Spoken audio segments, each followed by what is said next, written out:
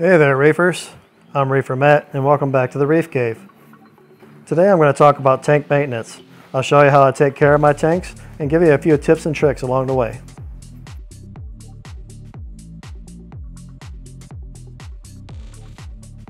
My maintenance starts with properly mixed salt water. I use RODI water, Reef crystals, and a 30-gallon Brute trash can. When you're making up your salt water, you want to make sure you add the salt to the water and not the water to the salt. Because if you add the water to the salt, it'll create precipitation, and you'll notice that the salt will actually get hot too. As I'm adding the salt, there's a circulation pump inside the container that moves the water around to properly mix it. I figured out over the years that 5 scoops of this popcorn cup gets my salinity around 1.025 to 1.026.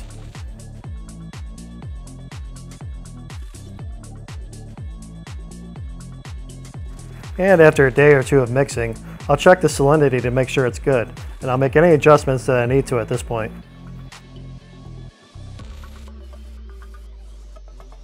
I use a calibrated reef ractometer to check my salinity level. Just make sure that whatever tool you use is properly calibrated.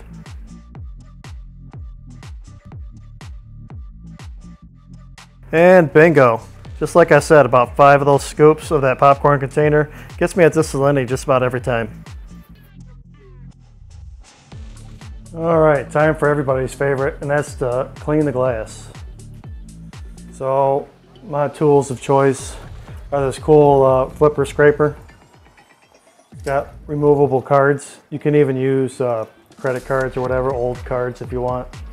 I just like this because it's got the little perforated thing to try to get some of the coralline algae off. And then also, they make plastic razor blades. So if you got a razor blade holder, it's real good at getting the coralline out as well. But for now, I'm going to use this flipper one.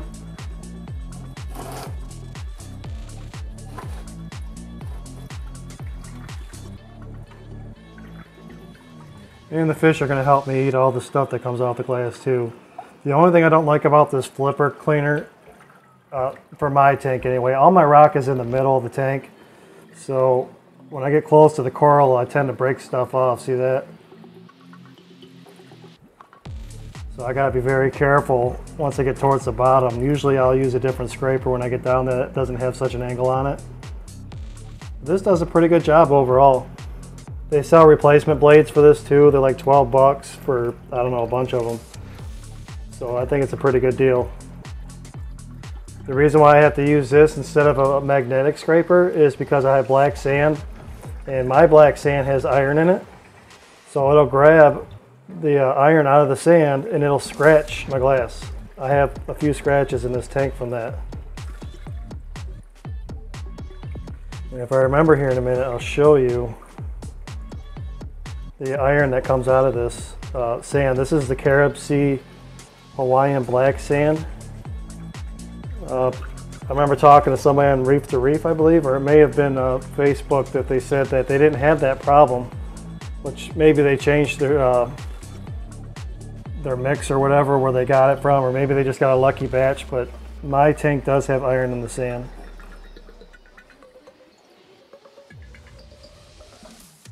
So I don't want to use a magnetic scraper and scratch my whole tank up. But this works pretty good. I can keep my hands out of the water. I think this is the medium size one. There's one that's a little bit bigger than this one too. It might be even better, but that way I can keep my hands out of the water. And almost get to the bottom there. Can't get to the bottom, there we go. But for this tank, this scraper works pretty good. And then if I got any coralline, I can always take it off and flip it around. It does an okay job with the coralline, but the plastic razor blades work really good for coralline.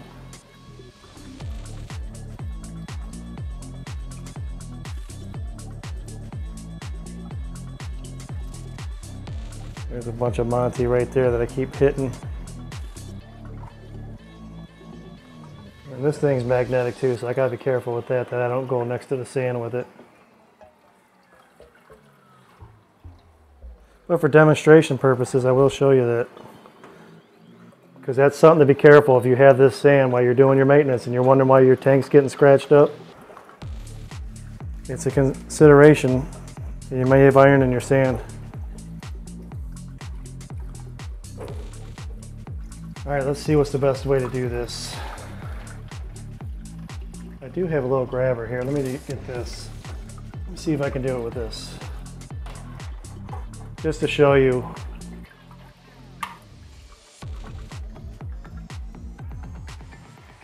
The iron in the sand. And then I'll have to clean this off.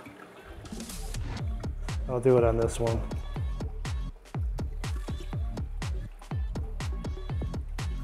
These things are cool too.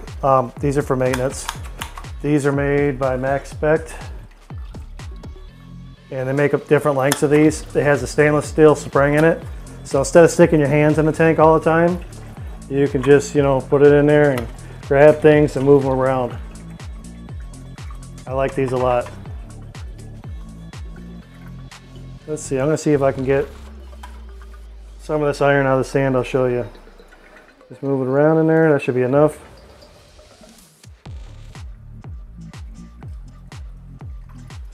As you can see here, see all that sticking? That's iron.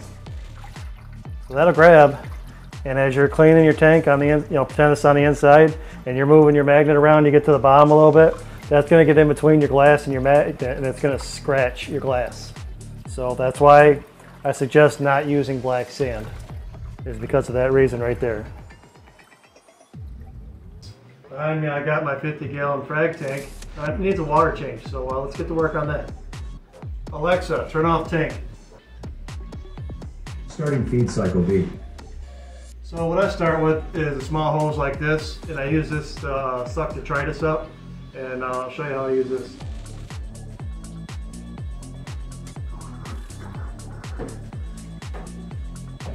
There's different ways to start a siphon. You can either fill this up with water, and you don't even have to put your mouth on it.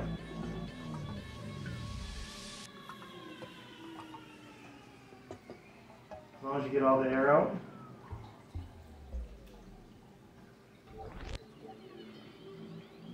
Then you pinch this end, pull the water over, and it'll start a siphon, and you don't even have to put your mouth on it. I like to vacuum all my detritus up.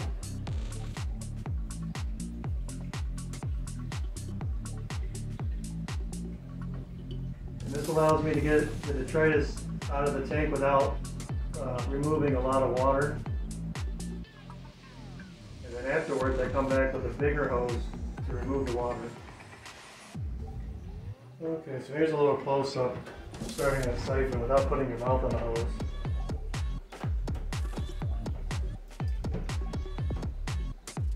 Fill up the hose, get the air out, and you're going to want the water to be below the water line when you pull it out, like this. Pinch the end and quickly pull it over, and that starts the siphon. That way you don't have to put your mouth on it. Okay, I'm going to fill the tank up. I have a root trash can over here. Inside I have a heater, I have a little power head, and I have a return pump. The return pump empties contents of the bin out for me and it puts the water back in, and the heater and the wave maker circulate the water and heat it up for me when I mix it with the salt. And the one thing with this is I probably should get like a little foot switch or something. As soon as you plug this in, water comes out of here, so you got to make sure you have it aimed first before you plug it in. And I like to fill it up in the sump here, and then I'll turn the return pump on the tank, and then that'll fill the tank.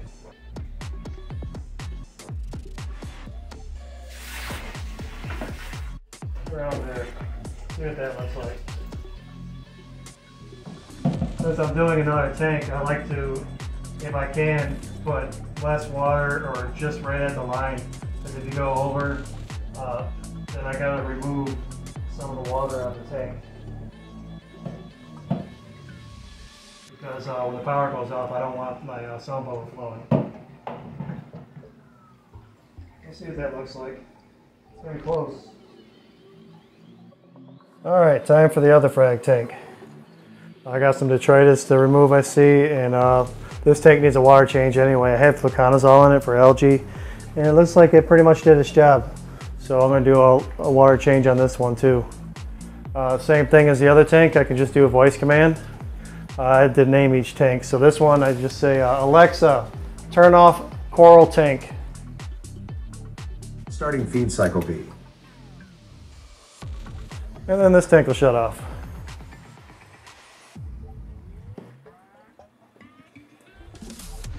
And then this one, I don't have enough room to put the hose in there and try to start the siphon without putting my mouth on this. But like before, I'm gonna put it halfway, wrap my hand around it, put the hose in the tank, and then suck on your hand. Just like that. Don't have to worry about water getting in your mouth or anything silly like that. And get rid of all this detritus first. This is where the detritus likes to settle in this tank, right underneath this side.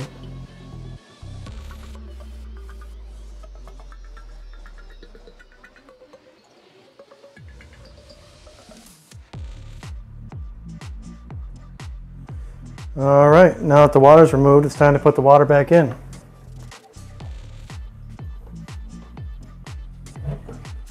And my hose.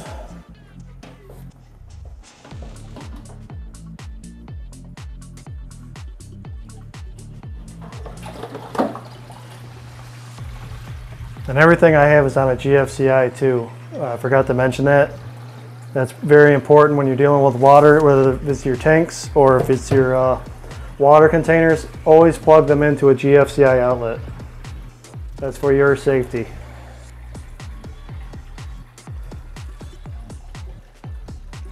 For me, this is a lot easier than doing buckets, which I do have one tank that I have to do buckets on, and that's my 36 gallon.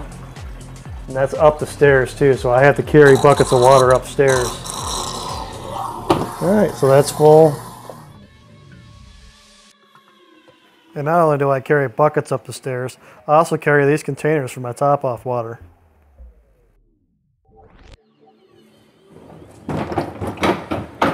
All right, now that we got our water changed, I gotta put this wastewater somewhere and fill up the good water. Let's go see how that's done.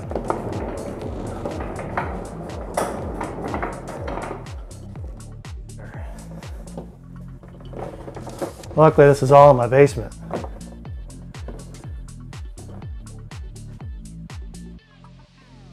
So I got a pump in my wastewater bin.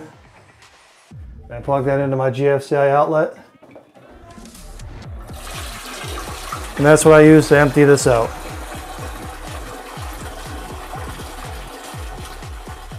All right, now that we got our wastewater removed, I'm going to fill up some fresh RO water in here. First thing I do is have a flush valve on my RO membrane. I always make sure to turn that. I got my TDS meter right here. I usually let it go down to about 10. Right now it's reading 95. Then I have a switch on the wall. And I have 2 containers full of RO water, and I just fill up my mobile container right here. And as this is filling, the TDS will go down. It's called TDS creep. And then that's when I'll switch my flush valve back over so it'll start filtering water out. You can see about where I fill it. This is about 30 gallons right here. Here I can give you a better view of what's going on. So these 2 containers on the right hold about 60 gallons of RO water. And then I got 30 gallons in my mobile container. So at any given time, I usually have about 90 gallons of RO water ready to go. And I usually mix this fresh batch here in the mobile container the next day after it's warmed up. There's my RO unit there. I do have the separate containers for cation and anion, and then it's finished with a mixed bed. I'll show you that in a minute. Looks like it's almost at the mark.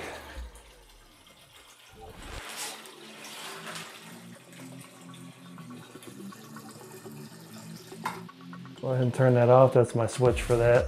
I just have a little outlet that controls the pump that's in this container here.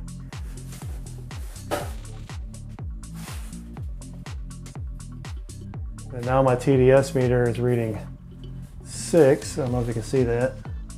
It's important that you switch your flush valve back. That allows the water to go through your membrane the correct way so you make RO water. Otherwise you're going to waste a lot of water.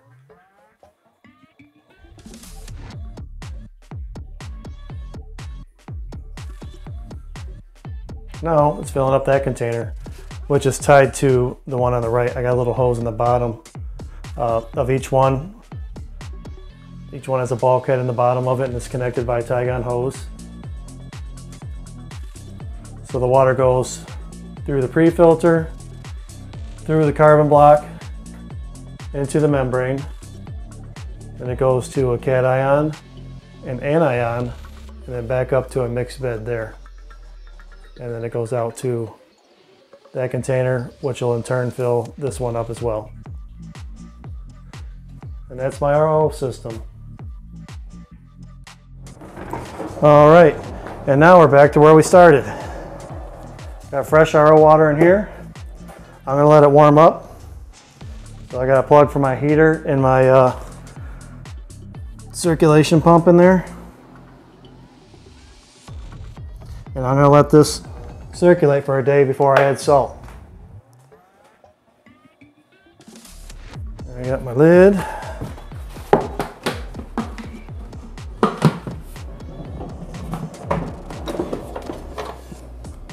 And believe it or not, this was here when I bought this house. I did not make this little cubby, so it's real convenient.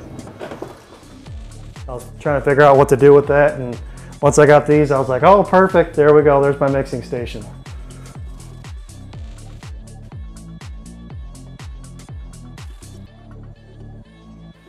Oh yeah, don't forget to do the nasty. Change out those protein skimmer cups. That's usually something I forget until the last minute. And this one is filthy.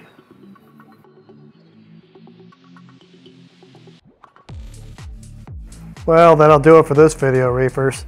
Thank you for watching. Take care and happy reefing.